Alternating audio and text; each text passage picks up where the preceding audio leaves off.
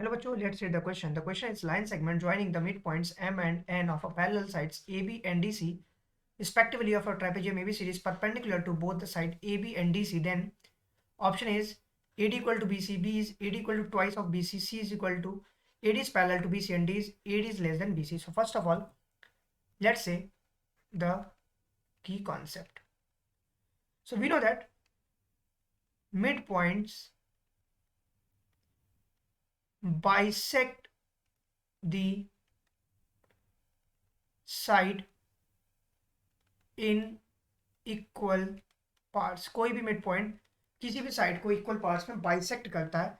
So let us see, let's draw the figure first. अगर हम draw करते हैं फिगर को, suppose this is my figure. So from this figure हम क्या करेंगे, let's put each and everything in the particular figure as the data. A B C और D हमारा एक ट्रेपेजियम दिया है। क्वेश्चन में कह रहा है एम और एन दो मिड पॉइंट्स है of parallel side A B और डी सी के। ये दो मिड पॉइंट्स है, मतलब एक पॉइंट एम हुआ और एक पॉइंट एन हुआ। एंड क्वेश्चन कह रहा है A B C D trapezium is perpendicular to both side A B and D C. वो ए बी और डी सी पे परपेंडिकुलर, मतलब ये जो लाइन्स हमारी बन रही है ये इस लाइन के परपेंडिकुलर है। So draw draw M D and M C. हमने एम डी को ड्रॉ किया या ज्वाइन किया और एम सी को यहाँ से ज्वाइन कर लिया। Now let's see the important concept of this figure. Now in triangle, triangle की बात करते हैं, ट्राइंगल सी एम एन की और ट्राइंगल डी एम एन की बात करते हैं।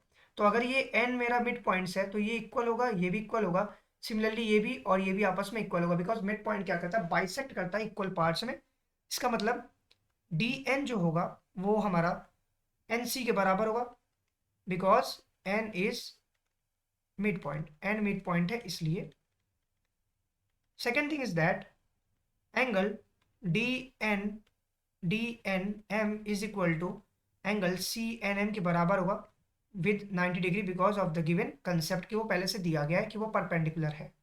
Third thing is that M N जो है वो कॉमन है, M N is equal to M N, वो कॉमन है। So triangle C M N जो है वो कॉन्ग्रुएंट हो जाएगा, congruent triangle D M N by side angle side rule. अगर वो कॉन्ग्रुएंट हुआ इम्प्लाइज दैट, इसका मतलब ये हुआ कि सी एम की वैल्यू एम डी के बराबर हो गई। इसको इक्वेशन नंबर फर्स्ट मान लेते हैं। और ये क्यों हुआ, सी पी सी टी से हुआ, corresponding part of congruent triangle. तो ये हमारा फर्स्ट इक्वेशन हो गया। नाउ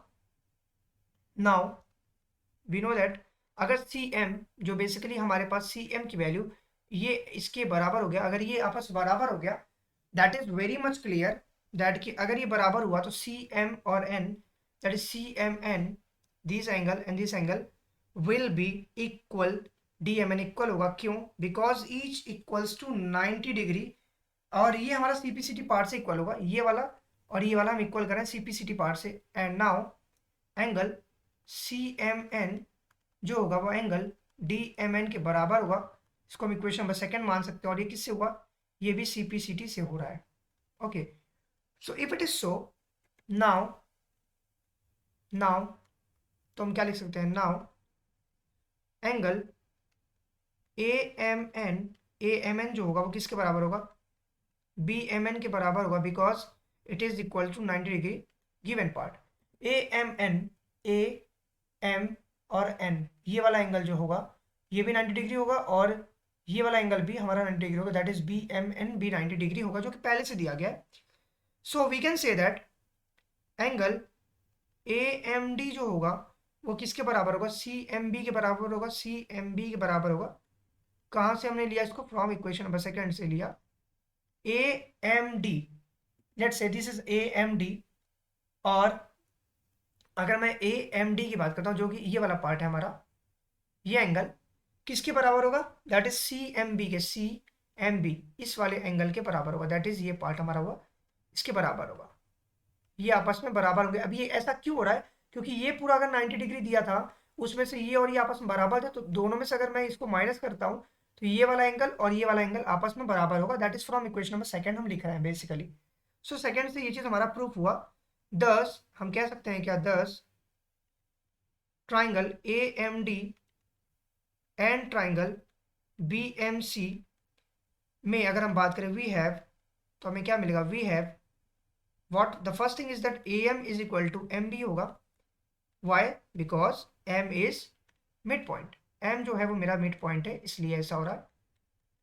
सिमिलरली अगर ए एम एम बी के बराबर है, उसी तरीके से एंगल ए एम बी जो होगा, A M D, A M D किसके इक्वल हो गया, एंगल सी एम बी के इक्वल होगा, जो कि हमने पहले ही प्रूव कर लिया है, प्रूव्ड एबव। ये पहले ही प्रूव हो चुका है, ए एम डी और सी एम बी आपस में बराबर होंगे, ये हमने ऊपर यहाँ पे प्रूव किया। और and third thing is that D M is equal to M C, that is also proved above, उसको भी हमने प्रूव कर लिया है।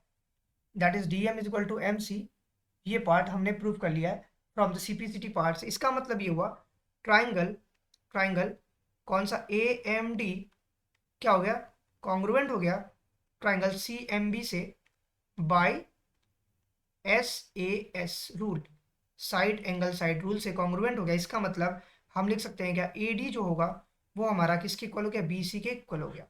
This is my required answer, therefore the option number A, AD is equal to BC is my correct answer. Hope you understand it well. Best of luck. Thank you.